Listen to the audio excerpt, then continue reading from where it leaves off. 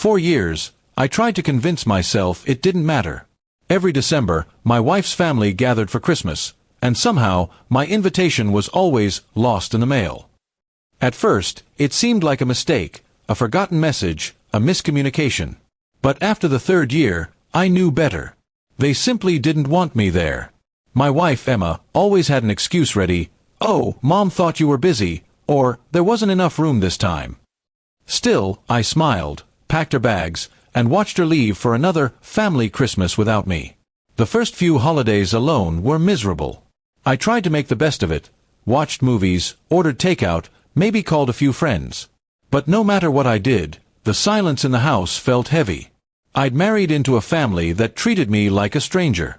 I was good enough for Emma, but apparently not good enough for her parents or her brothers, who never bothered to speak more than a few words to me. I loved my wife, though, and I didn't want to make her choose between her family and me. So I endured it. Every year, I'd drop her off at her parents' house, hug her goodbye, and drive back home to an empty house decorated with lights that no one but me would see. But something changed last year. I overheard her on the phone, laughing with her mother. "Don't worry, Mom," she said. "He's used to it. He won't come anyway." That sentence hit harder than I could explain. Used to it? Was that what I'd become, an afterthought, someone expected to stay behind while the real family celebrated? That night, I decided this would be the last Christmas I spent waiting for an invitation that would never come. I started saving money, every bonus, every extra shift, every bit of spare cash I could gather. By autumn, I had enough for something special. Not revenge, exactly, but a statement.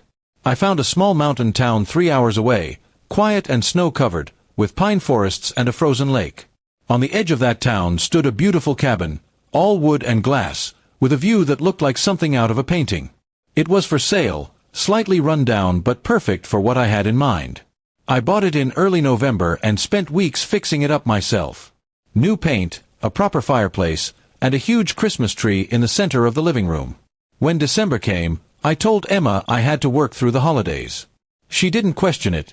Maybe she was even relieved. I helped her pack for her family's gathering as usual, hugged her goodbye, and waved from the driveway.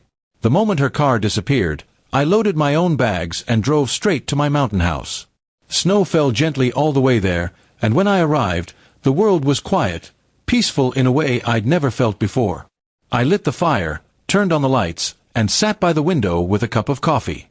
For the first time in years, I didn't feel lonely. I felt free.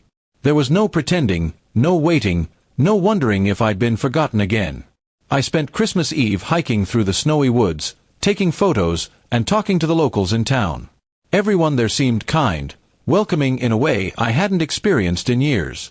When I returned to the cabin, I cooked a simple dinner, put on soft music, and watched the snow fall outside.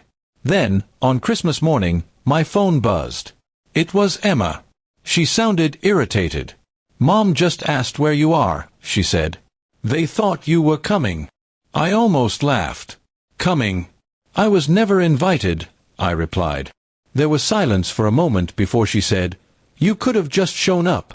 "After all these years," I said quietly. "You all made it clear I wasn't part of that tradition. So I made my own." She didn't respond. The line stayed silent before she hung up, leaving me with the crackling sound of the fire and the faint whistle of wind outside. Later that afternoon, I posted a photo online, the mountain view, my cabin, and the Christmas tree glowing in the window.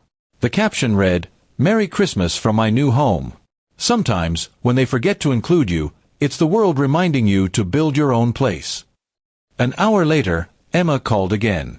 Her voice was softer. "It's beautiful," she said. "Can I come next year?"